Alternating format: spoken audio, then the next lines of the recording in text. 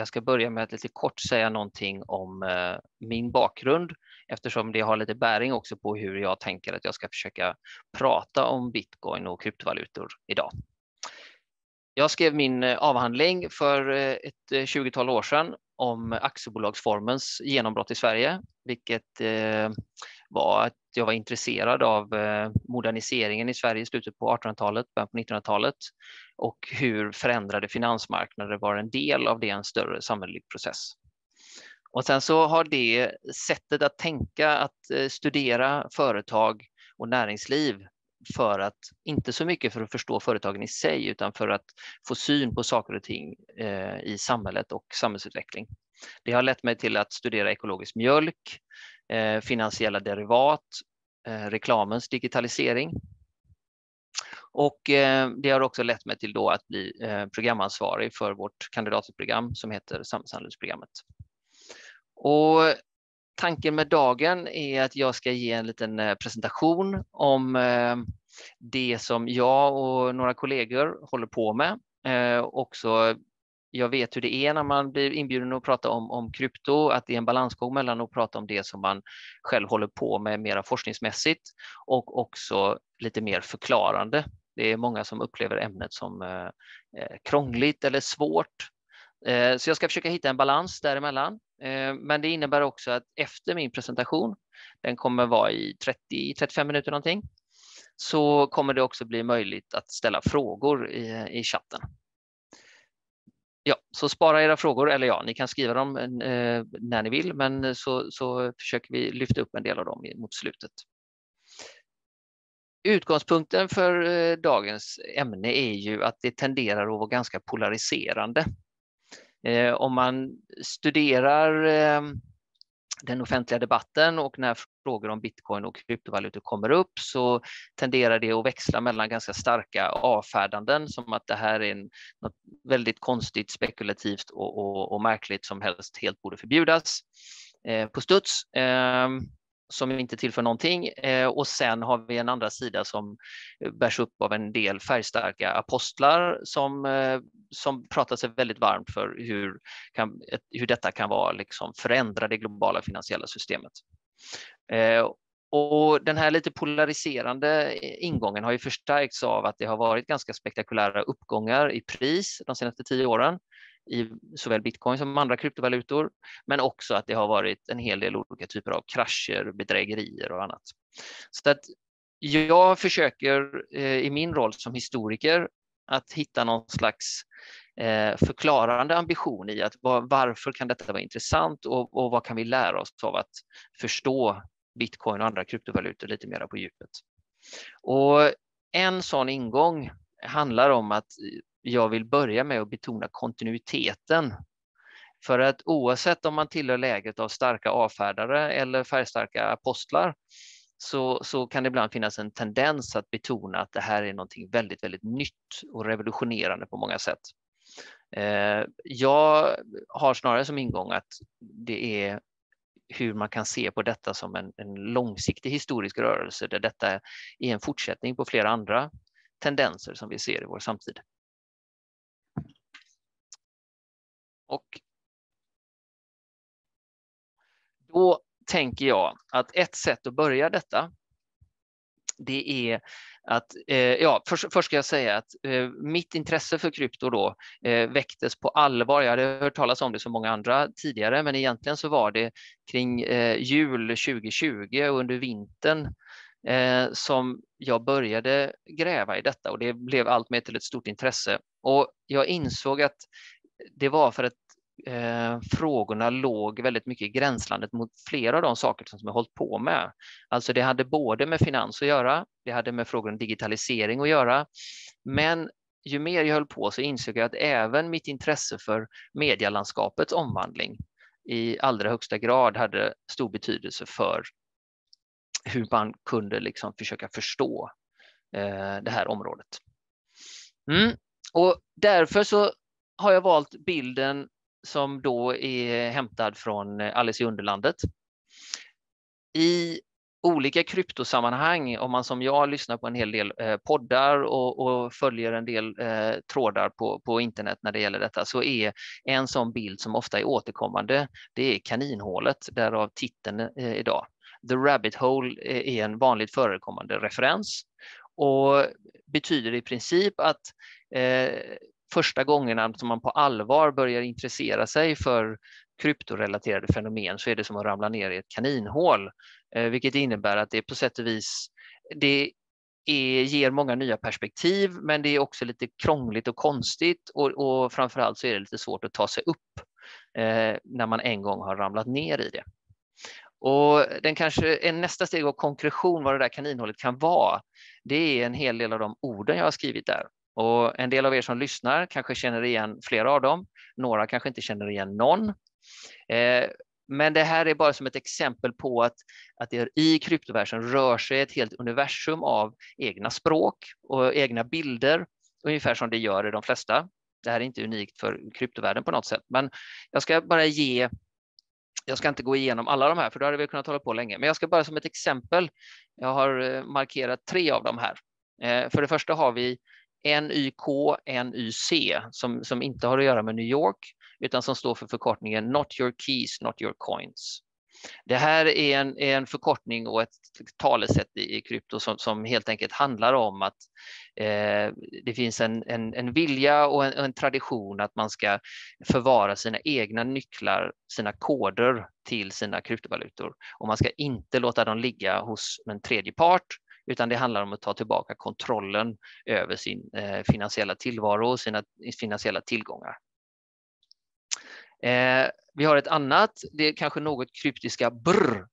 Det är egentligen en del av ett meme som har cirkulerat på internet som är the money printer goes brr.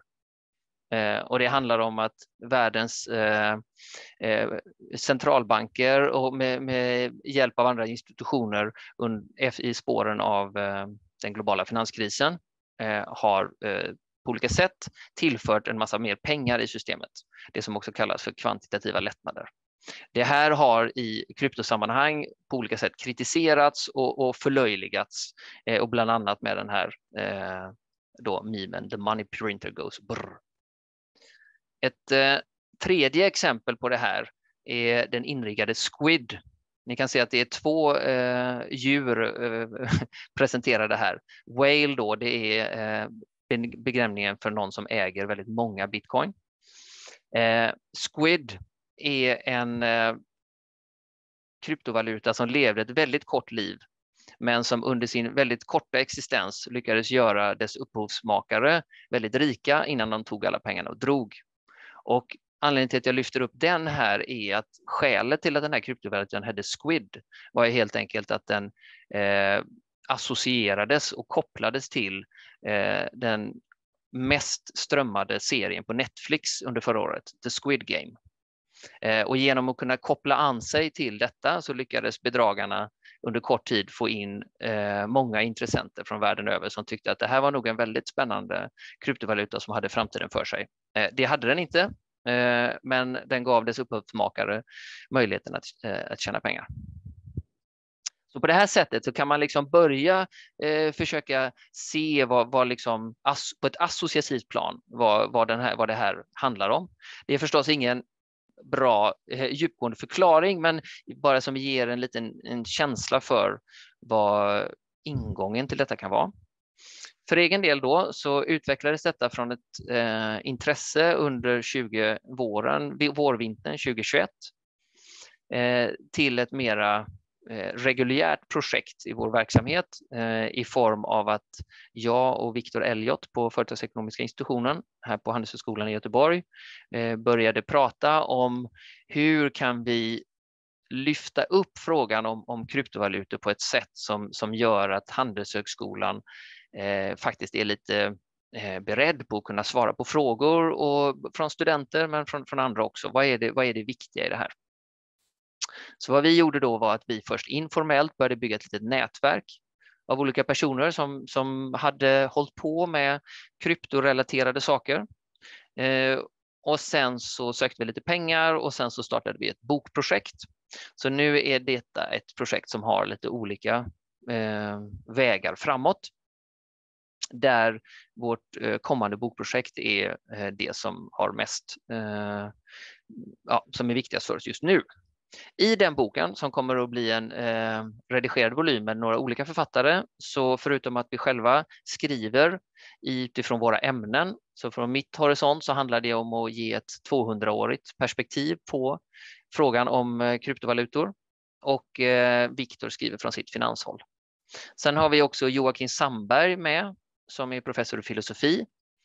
Han kommer att diskutera bitcoin som politisk filosofi, framför allt då med betoning på de mera frihetliga och libertarianska strömningar som har varit väldigt viktiga i hela kryptovärldens framväxt.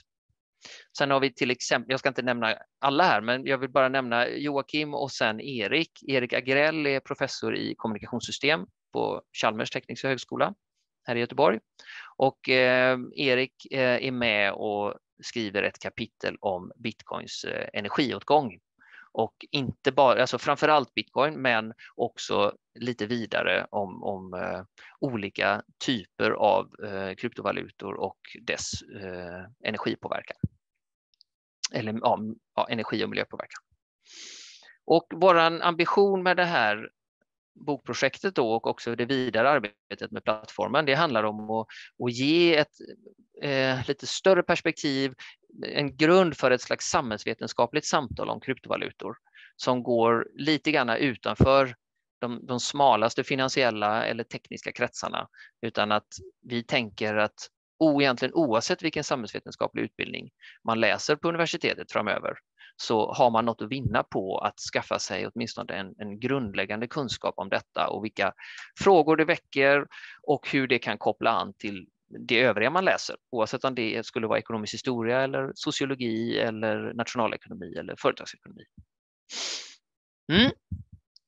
Bra, då ska vi hoppa vidare, och då tänker jag att nästa steg är att jag ska ge en lite grundläggande förklaring. Och det här är förstås så att jag vet att ni som lyssnar har olika bakgrundskunskaper, och det är en ständig utmaning att försöka hitta en lagom nivå. Men jag tänker att en första tredelad kategorisering kan vara på sin plats. Och då ser jag det helt enkelt som att bitcoin är den kryptovaluta som man hör oftast om.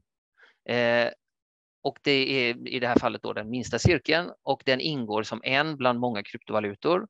Och sen kan man skriva in kryptovalutor i en ännu större sammanhang som vi kan kalla för krypto. Då kan man med en gång säga att kryptografi är ett ämne som har funnits länge och som är väl etablerat.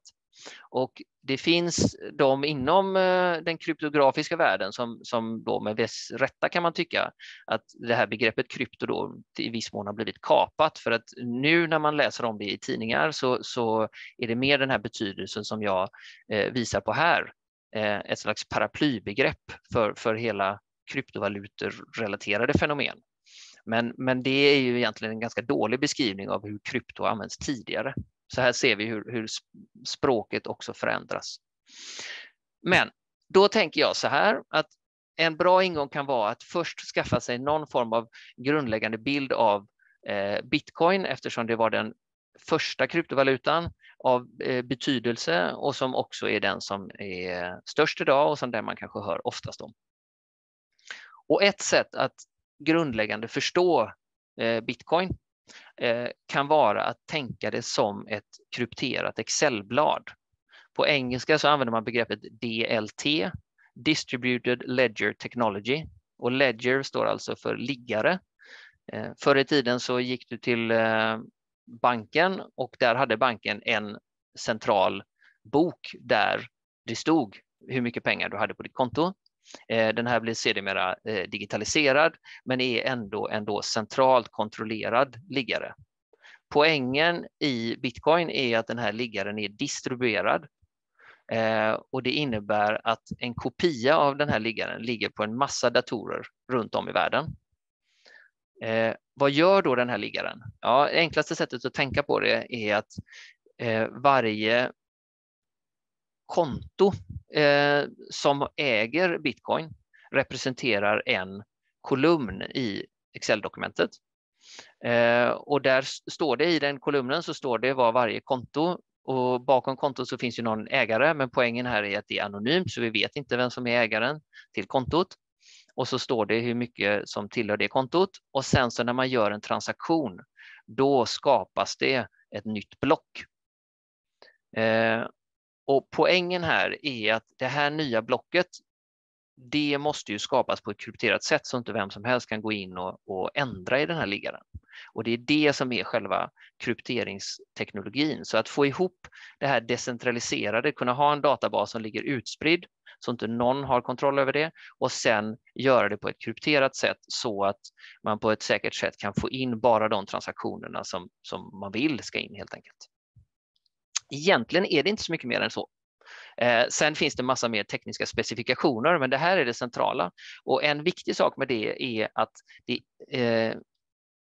Bitcoins Excelblad, om man får kalla det så då, dess liggare, det representerar inte någonting utanför sig själv. Det här är liksom, det här det står. Det här det står att ett konto har 200 bitcoin. Och du har ingen egentlig rätt att växla det mot något annat. Så det som skapar värdet i detta är att det från början är sagt att det inte ska kunna finnas mer än 21 miljoner bitcoin, och att om tillräckligt många tycker att det är värdefullt att äga bitcoin, så om man har en väldigt säker teknik för att man ska kunna försäkra dig om att dina bitcoin ligger kvar här, så är det det som också ger det här dess värde. Och sen kan då det här värdet användas på väldigt många olika sätt. Så jag nöjer mig egentligen där för att jag ska hinna vidare. Som sagt var, man kan fördjupa detta på många olika sätt. Men om vi då tar steget vidare, okej, Bitcoin är inte den enda kryptovalutan. Snarare är det så att det finns väldigt många, fler än 10 000 olika kryptovalutor som fungerar på lite olika sätt.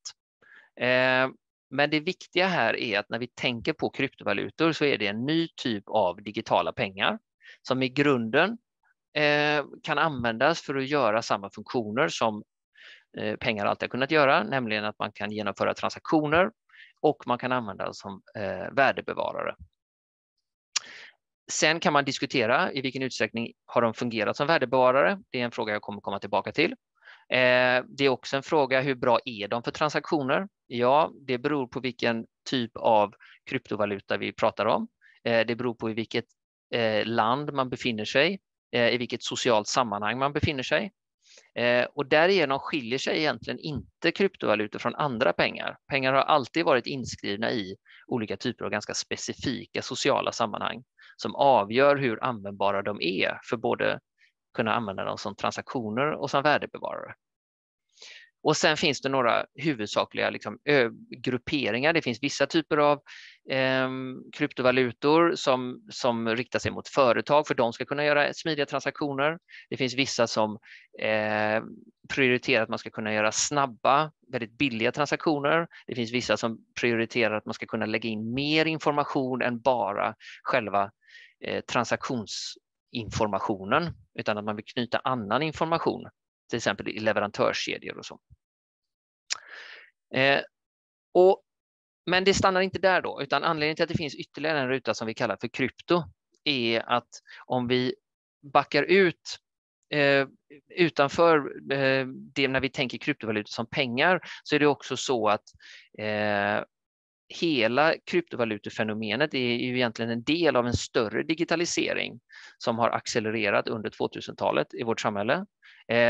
Och när vi då pratar om krypto så har det under de senaste åren pratats en del om webb 3 som ett sätt att prata om när egentligen internetteknologin som vi har börjat vänja oss vid går ihop med blockkedjor på olika sätt. Och vad är det för fenomen som kan dyka upp då?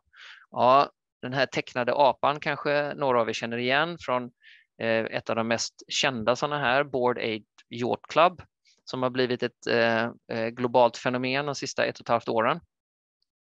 Som ett exempel på en så kallad NFT, där olika typer av konstföremål går ihop med blockkedjetekniken.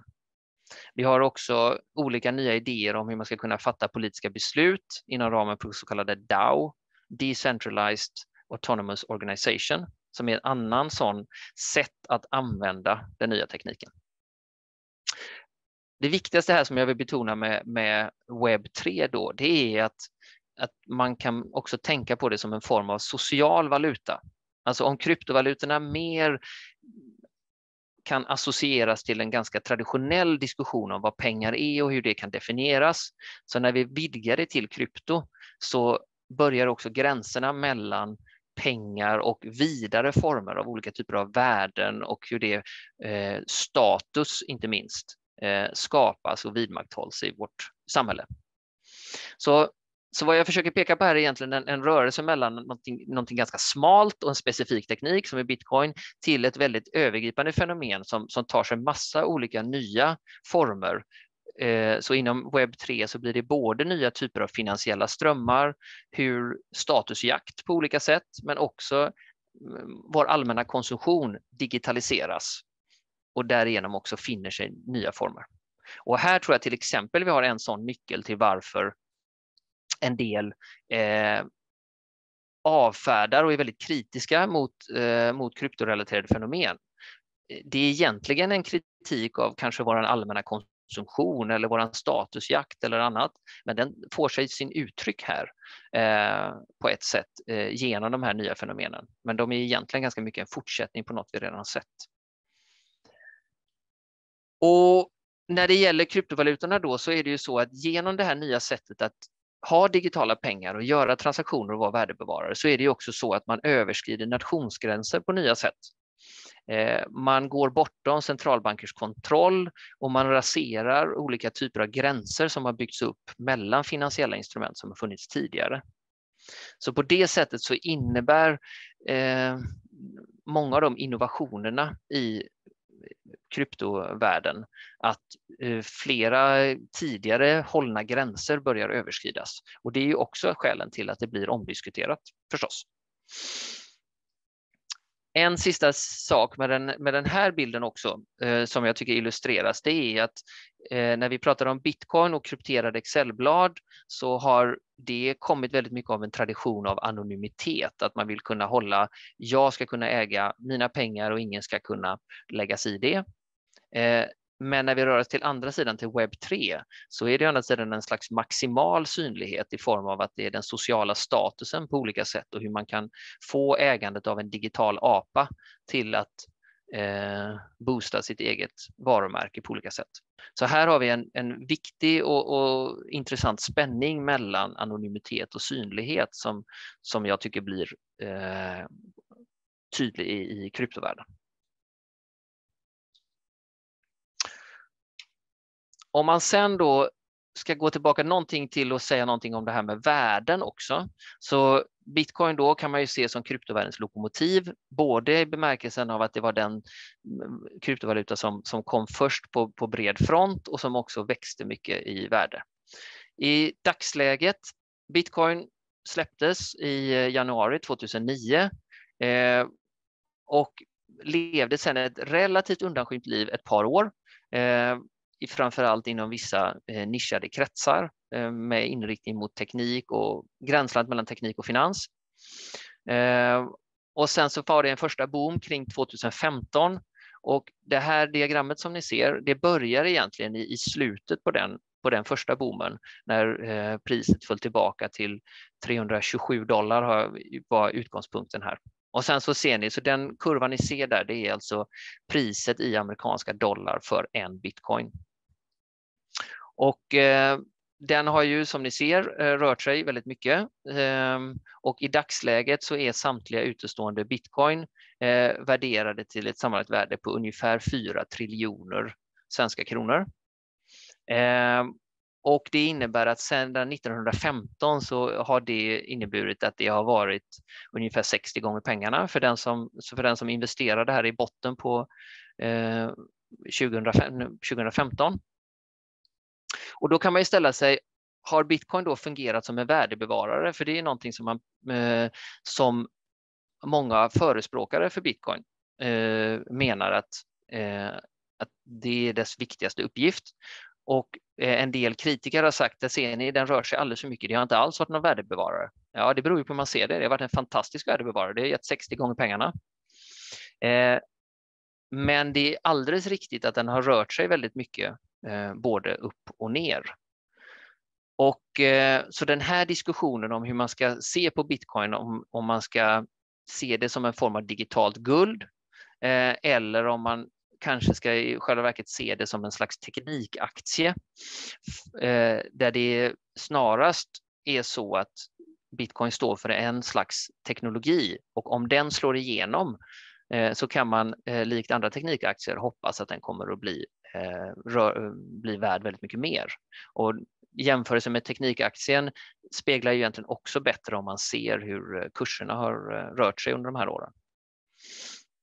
Sen kan man ju sätta det här i relation då. 4 triljoner kronor, alltså 4 000 miljarder, är ju väldigt mycket värde för ett Excelblad. Samtidigt så bör man sätta det i lite grann perspektiv.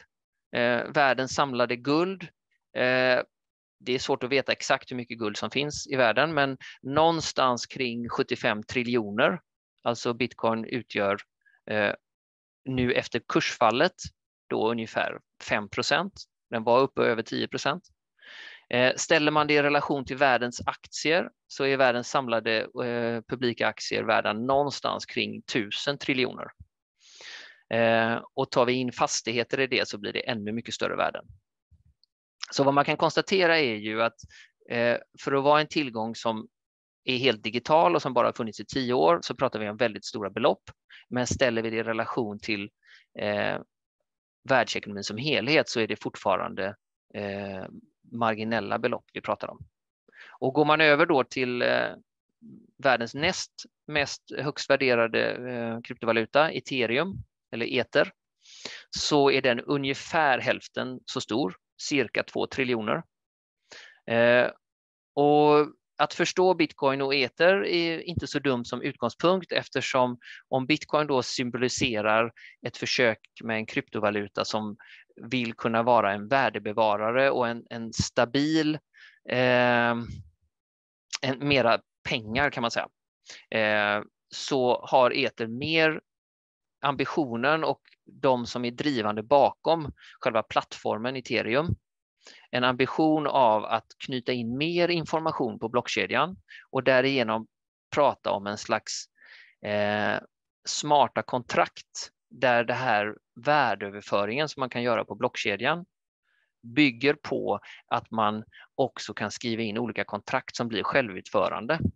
Det lättaste är att tänka en form av försäkringskontrakt där man då skulle slippa försäkringsbolag och istället så skriver man ett kontrakt och det här kontraktet lägger man upp på blockkedjan och när kontraktet väl ligger där så när rätt data kommer in, om det faller för mycket regn över ett skidområde till exempel, ja då utfaller automatiskt försäkringen och automatiskt förs det över den här kryptovalutan då till den som har tecknat försäkringen.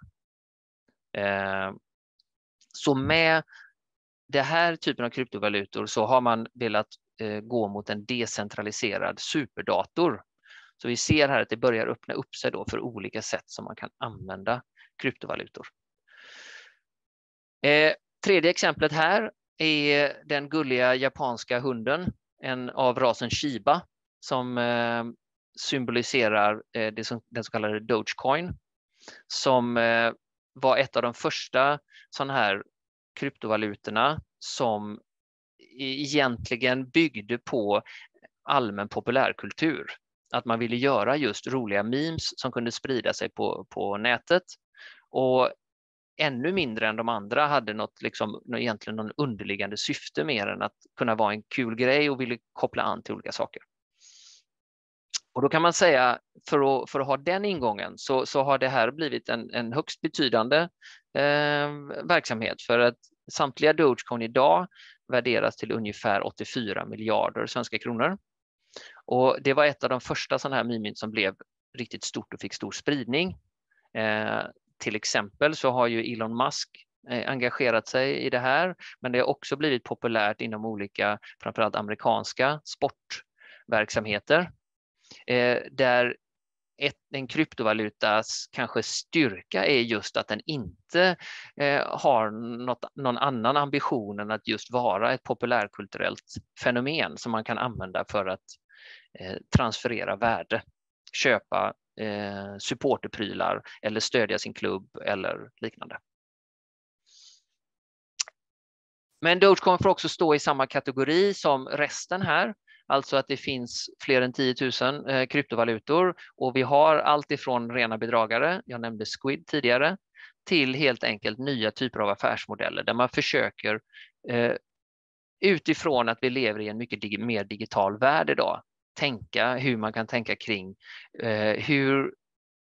när är vi betjänta av att kunna registrera värde på ett decentraliserat sätt, på ett anonymt sätt, på ett sätt som överskrider nationsgränser, på ett sätt som kanske gör det billigare att transferera pengar från ett land till ett annat och så vidare.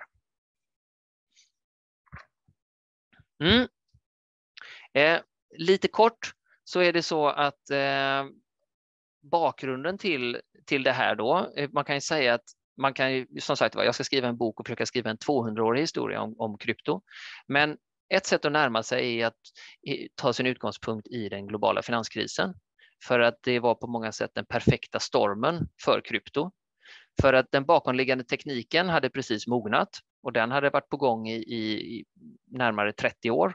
Men det var faktiskt i oktober 2008 som Bitcoins anonyma grundare lanserade sin Bitcoin-idé och början januari 2009 så släpptes den.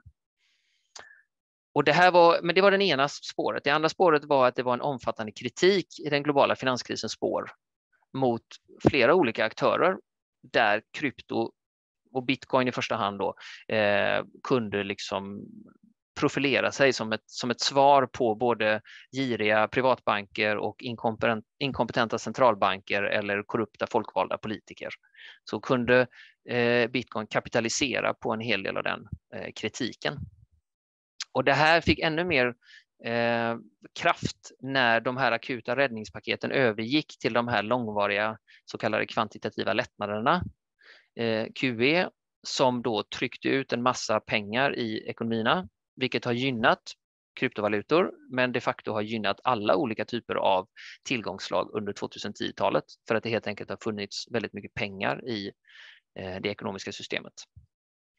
Och dessutom så var det så att i vissa kretsar så var frågor om digital integritet redan högt upp på agendan när vi under början på 2000-talet. Vi hade Piratpartiet i Sverige, men detta var någonting som diskuterades på många håll i världen. Och Bitcoin lanserades då som ett sätt att ta tillbaka kontrollen över sin egen finansiella och digitala integritet. Och slutligen då så har vi ett nytt medielandskap där lagom till att Bitcoin kom så slog också sociala medier igenom världen över, och hela idén om sociala valutor och sociala medier var egentligen någonting som var som gjort för varandra. Så alla de här sakerna sammanföll och skapade en grogrund för det som sen växte snabbt. Så jag ska försöka avsluta lite grann här, och jag tänkte jag skulle försöka göra det genom att säga att min ingång då handlar helt enkelt, som forskare på universitetet så är jag inte så egentligen så intresserad av att vara en aktiv röst i att tycka för eller emot, utan snarare att sätta fingret på vad är det då man kan få syn på när man ser på kryptovalutor, vad kan man lära sig? Ja, då tänker jag att en sån sak handlar om att kapitalet har en omfördelande kraft och har haft så väldigt genom historien, men framförallt under de senaste 200 åren med stark tillväxt i världens ekonomier, så har kapitalet kommit in och omfördelat värde. Och det väcker ju frågor om hur vi ska tänka på kapitalskatter. Men man kan också tänka att kryptovalutor kan användas för att få syn på hur det här värdeskapandet i det här nya medielandskapet vi lever i, hur det går till. Och då har jag skrivit frågan, vill vi ens förstå? För mycket av det som händer i medielandskapet och när vi själva sitter och scrollar på Facebook eller annat är frågor som nästan är lite jobbiga att besvara. Och när vi ser olika fenomen i medielandskapet så kan man vilja vifta bort det. Men att förstå det på ett djupare plan och dess ekonomiska konsekvenser tror jag att krypto kan hjälpa oss med. Vi har också utmaningarna mot nationalstaten under 2000-talet, att det finns många saker som undergräver nationalstaternas integritet. Och frågan är på vilket sätt förmår vi att låta demokratin följa med när nationalstaten inte längre är den självklara gränserna. Men vi har också, som jag redan har nämnt, digitaliseringen och den personliga integriteten. Hur hanterar vi den i den här nya världen som vi lever i? Och där krypto är en sån sak. Och en aspekt av det här med kryptovalutor handlar mycket om personlig identitet, vem som kontrollerar den, hur vi kan säkerställa den och hur vi på olika sätt kan eller inte kan använda digital teknik för detta. Men vi har också frågor om marknadiseringsprocesser. Jag har tidigare skrivit i andra sammanhang om samhällsekonomins utveckling från 1980 och framåt och hur vi kan se på många områden. Vi har el, vård, skola och omsorg som vi nu betraktar som delvis marknader på sätt som vi inte har gjort tidigare. Och här kan även krypto i sina olika användningsområden sätta fingret på vad menar vi med marknad? Var tycker vi att den gränsen ska gå? När tycker vi inte att det ska vara en marknadslogik som ska gälla? Och som min sista punkt här, men inte som den sista möjliga punkten, handlar om pengar som sociala överenskommelser. Jag skrev min avhandling och den hette Konsten att skapa pengar och handlade om ett sätt att försöka förstå hur pengar blev något annat kring sekelskiftet 1900 i Sverige. Och en viktig sak för mig där handlar om att pengar alltid är en form av social överenskommelse. För den handlar om pengar handlar alltid om en osäker framtid. Och den här osäkra framtiden är osäker på grund av att olika typer av sociala överenskommelser i form av lagar, regler, normer styr vem vi tycker ska ha rätt till sitt ägande. Och då är frågan om det kan vara annorlunda. Ja, de som är förespråkare för bitcoin och andra kryptovalutor menar att nu behöver vi inte lita så mycket längre på de här sociala överenskommelserna utan nu är det tekniken som kan ersätta det. Och sen så har jag bara som exempel där tagit 2 stycken böcker. Historikern Niall Ferguson har skrivit om The Square and the Tower, om nätverk och hierarkier, alltså decentralisering och centraliseringstendenser genom historien. Han skriver inte direkt om krypto, men det har väldigt stor bäring på det vi ser inom krypto. Och på motsvarande sätt så tog jag också Andreas Cervenkas ganska nya bok Gir i Sverige, som handlar om finansmarknadernas och samhällets omvandling i Sverige de sista årtiondena. Andreas Cervenka skriver inte heller så mycket om krypto, lite grann, men jag menar att många av de sakerna som han tar upp där visar egentligen på den nära kopplingen mellan kryptovalutor och övriga tendenser i samhället. Det var i princip det jag tänkte säga här nu. Det kan säkert finnas några frågor. Så jag tänkte att jag skulle släppa in Birgit Karlsson, en kollega till mig här på Ekonomisk historia. Och Birgit har lovat att moderera lite grann ett samtal. Välkommen Birgit. Tack. Det ska jag göra. Och jag tänkte att jag skulle börja med att ställa några egna frågor. Men sen har det faktiskt kommit en hel del frågor som delvis sammanfaller med det som jag tänkte prata om. Så att jag tänkte plocka bland de frågorna. Men min första fråga är egentligen, eftersom jag också då är historiker, så tänker jag ju på det här alltså när man tidigare har hållit på med banker och att skapa pengar och underlätta finansiering och sådär, så har det funnits den här föreställningen om att det finns någonting som har ett absolut värde som inte ändras över tid utan som alltid finns där. Och då har det varit det här med guldet och guldmyntfoten och så vidare som har funnits som en sån tanke. Sen i praktiken så har det ju varit pund och dollar och så vidare också. Men det jag undrar är, kan man se det som det här med bitcoin och kryptovalutor, att det då handlar om att om man ska hitta någon sorts sånt här bestående värde, att det kanske ligger i kunskapen, tekniken, alltså det här att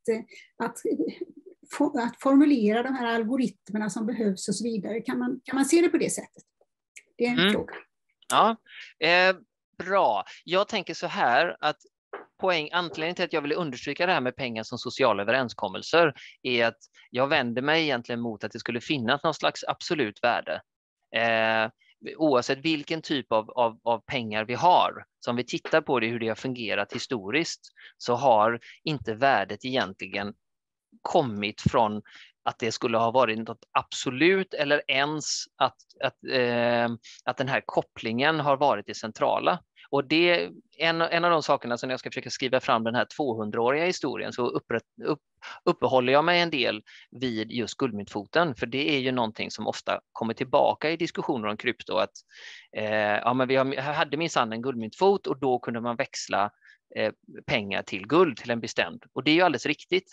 Men om vi skulle kunna ta tidsmaskinen tillbaka till Sverige på slutet på 1800-talet, när vi var en del av den skandinaviska myntunionen som var en del av guldmyntfoten, så var det ju så att de allra flesta pengar som vi använde var inte alls kopplade till guld.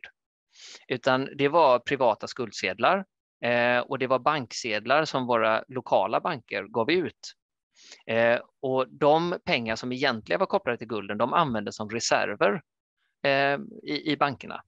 Så istället så skulle jag säga att det är den andra delen av din fråga, det här med vad kommer förtroendet ifrån? Och då tänker jag att det viktiga är snarast att men det vi lärde oss under både 1800- och 1900-talet, det är att det här förtroendet för pengar, det kan skrivas fram på olika sätt genom olika typer av berättelser. På 1800-talet så var det berättelsen om guldmyntfoten och hur det disciplinerade politiken till att göra vissa saker och inte göra vissa saker. Och då skapade det ett förtroende. På 1900-talet hade vi samma egentligen inom ramen för Bretton Woods-systemet. Och att det som sker inom krypto, där finns inte heller något absolut värde. Men för de som litar på Bitcoin så ligger förtroendet snarast i tekniken. Och indirekt då på de utvecklarna som har tagit fram den här tekniken då, att den ska vara väldigt svår att korrumpera helt enkelt. Jag förstår. Jag tänker att när jag hör dig och det lilla jag har läst nu om Bitcoin, så är det får jag känslan av att det här handlar om att man strävar efter någon sorts stabilitet. Man vill ha en stabilitet i sina egna pengar, och även då tänker man sig att det ska bli bättre stabilitet i samhället också, att man ska bli mer fri från nationalstaten och politikernas infall och så vidare. Men i praktiken, så långt som man kan se idag, så verkar det inte ha varit särskilt stabilt. Det har visserligen varit en väldigt stark positiv uppgång, men stabilitet verkar inte vara det som karaktäriserar det här. Är det riktigt uppfattat? Ja, men absolut. Nej, jag tror inte att någon skulle våga argumentera för att det har varit stabilt. För det är ju bara att titta på prisutvecklingen. Och nu såg vi Bitcoin, och det har ändå varit den stabila, så att säga, det har rört sig väldigt mycket, och i den märkelsen så är liksom den här jämförelsen med kanske då en teknikaktie mera på sin plats. Vi vet att teknikorienterade börser som Nasdaq tenderar att röra sig mer än om man har investerat i gamla traditionella industribolag och sådär. Men lyssnar man på de som är förespråkare för detta då, de menar att men den dagen när detta får mer vidare spridning, då kommer det att stabilisera sig. Och det är ju mycket möjligt, det vet vi inte. Men och argumentationen bakom det, den starkaste argumentationen där, det ligger ju att det i Bitcoin finns en inbyggd penningpolitik som går ut på då att det kommer aldrig finnas fler än 21 miljoner Bitcoin. Och det skulle då, om detta blir någonting som folk litar på över lång tid, så finns det mycket som talar för då att då skulle det finns ingen inflationspenningpolitik som skulle göra att den skulle tappa i värde på grund av det. Sen är det självklart så att det kan hända andra saker som gör att den kan förändra sig i värde, men det är argumentationen. Och bara för att koppla alldeles till när du sa det där med för jag tror att det är en viktig sak. Jag nämnde det här med den frihetliga. Man pratar sig ibland om Bitcoin som frihetspengar, och det handlar ju mycket om det här att man ser att jag som individ ska ha rätt att få äga mina pengar och ha mitt ägande garanterat. Så på det sättet så är liksom den individuella äganderätten är ju väldigt högt prioriterad här. Och samtidigt är det väldigt integrerat i ett starkt socialt sammanhang. Det är ju ingen tvekan om. Jag skulle bara, nu plockar jag lite grann bland frågorna här. Det har kommit många frågor som sagt och en del är lite liknande. Men en sån här fråga som kommer upp är hur det kommer sig att till exempel banker och andra finansiella institutioner och företag inte väljer att erbjuda kryptovaluta-relaterade tjänster. Beror det främst på valutornas volatiliteter eller mer av regleringsskäl? Jag tror att det är en kombination av flera saker. Det ena, om man har tittat på innovationer genom historien, så kan man se att dominerande bolag ofta har genom historien varit ganska sena med att implementera nyheter. Och det kan man delvis förklara med att nyheter kan vara ett hot för deras existerande affärsmodell. Men det kan också vara så att man inte har så mycket att vinna på i första läget med att vara först ut, utan att man väntar till att se. Man kan titta på, det är inte så direkt att den traditionella bilindustrin har legat i framkant med att ta fram nya bensinsnåla bilar eller elbilar, bättre ett exempel. Utan det är när någon annan på allvar börjar rubba, då rör sig de gamla. Och det tror jag kan vara ett skäl. Men det har också varit så att det har varit väldigt mycket oklarheter kring regleringar. Och även om den finansiella marknaden, många av dess aktörer gärna vill ha så lite reglering och kunna ha så mycket marknad som möjligt, så finns det få marknader som är så omgärdade av regleringar som bankmarknaden. Och det gör ju också att bankerna är försiktiga, för de vill inte göra någonting som de reglerande myndigheterna, alltså Finansinspektionen och liknande, eller politiker, tycker verkar huvudlöst. Det finns ingen anledning att riskera deras stora affärer med det här på marginalen. Så det tror jag också är en viktig del. Men det innebär inte att inte de stora bankerna tittar nogsamt vad som händer och är beredda, och skulle det liksom dyka upp något så skulle de nog kunna vara ganska snabba på att agera. Ja, apropå det här med att vara först ut så har jag en fråga här som handlar om hur du ser på att El Salvador har antagit bitcoin som lagligt betalningsmedel. Hur kan det påverka ett lands ekonomiska struktur? Ja, alltså El Salvador fick ju väldigt mycket uppmärksamhet när man valde man och man, säger jag. De har en väldigt, vill man uttrycka det positivt så kan man säga färgstark. Vill man vara lite mer kritisk kan man säga relativt auktoritär president som genomförde att införa bitcoin som lagligt betalningsmedel. Det här väckte ju ont blod i delar av den internationella banksammanslutningen, för man tyckte att det här, och även politiker tyckte att det här var ju, varför skulle man ge upp de nationella pengarna och sådär. Man kan analysera detta från väldigt många olika håll. Ett sätt att betrakta det är att det är en stor, det är lite som att gå in på kasinot och sätta allt på rött. Om det slår väl ut så jag lyssnade på en hel del poddar som när det kom, och man kan säga innan de stora prisfallen på bitcoin som har varit nu senaste nästan året. Och då målades det upp väldigt mycket som ett sätt för El Salvador att ta sig ur sin dollarberoende, och att om bitcoinpriset fortsatte upp så skulle man få mycket billigare internationell upplåning och man skulle på bara ett par år kunna betala av sin utlandsskuld. Men det är klart att det byggde ju på att priset fortsatte upp, och det har det inte gjort. Sen är det ganska omdiskuterat hur mycket det faktiskt har börjat användas i landet. Och jag är inte någon expert på det, så jag ska inte gå in på det. Man kan säga att det är omdiskuterat. Det finns de som hävdar att det nu används väldigt mycket, och det finns de som hävdar att det har blivit en flopp. Och om det i så fall beror på att priset har gått åt fel håll, att om det hade gått åt rätt håll så kanske många andra länder hade tyckt att wow, det där reptricket vill vi också göra. Det kan man ju förstå. Sen har jag många frågor här som handlar om olika aspekter av det här med att växla. Alltså det här att det här systemet då är ju beroende av att det finns ett annat normalt, eller vad vi ska kalla det för då, penningsystem, eller så som vi känner till i alla fall, med nationella valutor och så vidare. Och hur man gör, alltså rent praktiskt hur man gör när man växlar, och är det rimligt att göra det, och görs det överhuvudtaget och så vidare. Det är flera som undrar. Jag ska börja med ett historiskt svar då, eftersom jag ändå är ekonomihistoriker i sammanhanget. Och då tror jag det är viktigt att ha med sig att vi har alltid levt med massa olika parallella pengar. Så att jag tror att det första steget är att det är bra att ta sig ur villfarelsen att förut så hade vi en typ av pengar och det var kronor, och sen så kom några sådana här konstiga kryptovalutor och var något helt annat. För tittar vi på vår historiska erfarenhet så har vi ofta rört oss med många olika parallella pengar. Det har varit till exempel parallelliteten mellan sedlar och mynt som har getts ut av staten och bankpengar som har getts ut av affärsbankerna. Där kan man säga att de har under 1900-talet kommit att bli i princip helt synonyma, så vi tänker inte ens på att vi växlar mellan olika typer av pengar där. På 1800-talet blev detta tydligare, för då hade man många fler av olika typer av informella pengar.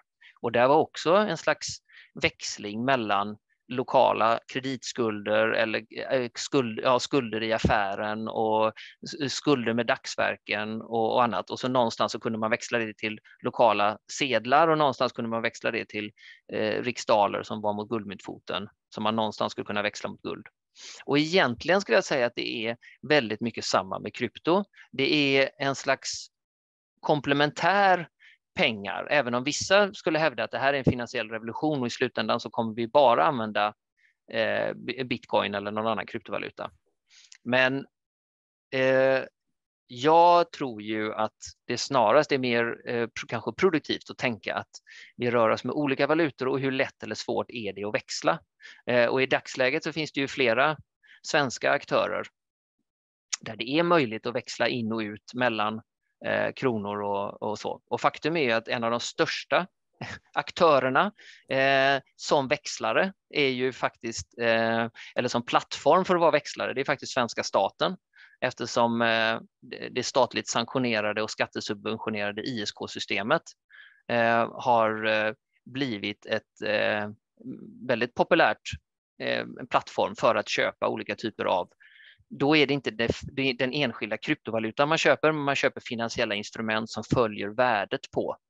Så här kan du ju ändå växla mellan svenska kronor och kryptovalutor. Ja, och det här med, det är väl en del av det du pratar om, det här med e-kronor är det många som undrar över också. Vad är det i förhållande till såna här kryptovalutor? Precis. Digitala pengar finns ju i många olika former och vi har haft digitala pengar ganska länge. Sverige ligger ju långt fram i att vi har haft affärsbanker som ändå på olika sätt har haft olika typer av digitala pengar som har gjort det möjligt för medborgarna att betala digitalt. Och sen så kommer kryptovalutorna då och säger att men vi ska inte ha så mycket banker, vi ska ha det mer decentraliserat. Och så vi använder den här blockkedjetekniken för att göra det. Det här har förnyat en diskussion kring världens centralbanker där man pratar om central bank digital currency, där man tänker sig att egentligen att centralbankerna delvis ska ta tillbaka en del av den makten som man har tappat till affärsbanker. För att i början på 1900-talet så var ändå mängden centralbankspengar i form av, eller statliga pengar i form av sedlar och mynt ganska mycket. Och sen så har det sjunkit undan mer och mer, så nu använder vi oss nästan bara av pengar som privata banker har skapat. Och det här med centralbanks digitala pengar då, det skulle vara att den här liggaren för vem som äger vad, den skulle ligga hos centralbanken eller möjligtvis på entreprenad från en statlig institution som skulle ta hand om det här då. Men så det handlar egentligen om att knyta ihop gammal bankteknik med blockkedjeteknik. Men den stora skillnaden är ju att medan bitcoin och andra kryptovalutor på olika sätt då betonar det här decentraliserade, så är centralbanksvalutorna kopplade till en stat på ett annat sätt. Då ska vi se här, vi har inte så många minuter kvar, men jag hinner kanske fråga om det här med hållbarhet, för det är flera som tar upp också, det här med det här att det går åt så mycket elektricitet för att skapa nya bitcoins, och vad det kan komma att innebära för framtiden när det gäller utvecklingen av de här valutorna. Då skulle jag säga två saker. Det ena är att det är en jätteviktig fråga. Och det är ingenting som kommer liksom att försvinna, för att om den här tekniken kring blockkedjor och kryptovalutor kommer att leva kvar och vara relativt stor, så kommer frågan om hållbarhet att finnas där, och hur rimligt är det, hur mycket energi kan vi tänka oss att detta ska göra. Och med tanke på att det finns flera olika typer av konkurrerande tekniker, så kommer det här under de kommande åren att bli en väldigt skarp politisk diskussion. Där man kan säga att det lägret som håller på Bitcoin i dagsläget, där handlar det om helt enkelt att man försvarar energiåtgången med att det är den här energiåtgången som skapar, tillsammans med koden, så är det själva energiåtgången som skapar en slags säkerhet som gör att det är svårt att korrupta systemet. Men det finns då andra sätt att tillföra block i blockkedjan, alltså att validera de olika transaktionerna på sätt som drar väldigt mycket mindre energi. Men hela den här teknikutvecklingen är väldigt ny. Så jag skulle säga att det är fortfarande ganska tidigt att dra några bestämda slutsatser för hur det går. För det är en kombination av teknisk utveckling, men också vi ser att det rör sig väldigt mycket nu på lagstiftningshållet. Så vi vet inte exakt var lagstiftare runt om i världen, hur de kommer att landa på detta. Om de kommer att bestämma sig för, ungefär som med katalysatorer i bilar, att det där är bara någonting som vi måste införa. Eller om man kommer att behålla mer en teknikneutral inställning. Sista frågan blir det nog då. Tror du att det ska kunna gå att genomföras i framtiden, till exempel ett val, en folkomröstning på blockchain? Det är väl det här mera utvidgade kryptobegreppet. Precis, och det har att göra till exempel med olika frågor om identitet och de här DAO. Och det vågar jag inte spekulera i. Jag får nog passa på det, jag är historiker, men det är definitivt någonting som kommer att diskuteras mer. För det finns definitivt som en del av den diskussionen. Ja, då gissar jag att Marie vill komma in. Tack, stort tack Oskar. Det här samtalet skulle nog aldrig kunna ta slut om vi hade mera tid på oss. Det har kommit jättemycket frågor och så stort engagemang för ämnet. Det var vi inte så överraskade över kanske. Fantastisk presentation Oskar, jättekul att lyssna på dig, och tack Birgit för att du har hjälpt oss att hantera frågor och moderera och försökt att samla det i stora sammanhang istället för att plocka, för då hade vi inte hunnit med tror jag. Tack också till er som har deltagit, publiken. Jättekul att ha er med. Vi hoppas att vi får se er snart igen. Följ oss på våra sociala medier så ser ni inbjudningar till kommande öppna evenemang, så att jag säger på återseende. Tack för idag. Tack.